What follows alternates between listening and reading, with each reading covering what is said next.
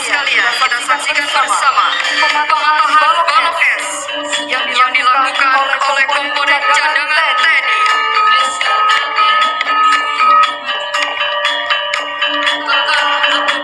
Dengan konsentrasi yang tinggi, kekuatan serta keyakinan, mereka mematahkan balok es dengan sekali pukulan. Kita beri tangan yang luar biasa.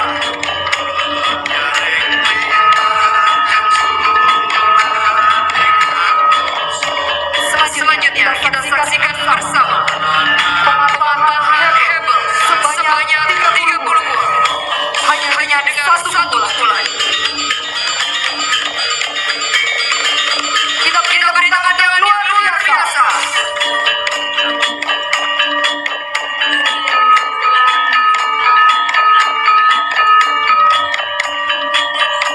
Sebagai wujud demonstrasi kemampuan bela diri, mari kita saksikan saudara kita, rekan kita, Ananda Agung Yuwono yang akan menunjukkan kemampuannya dalam mengolah tenaga dalam.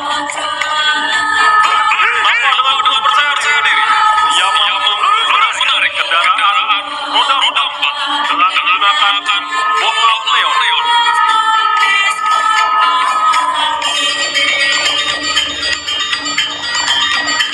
Hadirin sekalian, dapat kita saksikan bersama bola Leon tersebut masih dalam keadaan yang utuh. Dengan penuh keyakinan, kendaraan roda 4 dapat ditarik hanya dengan menggunakan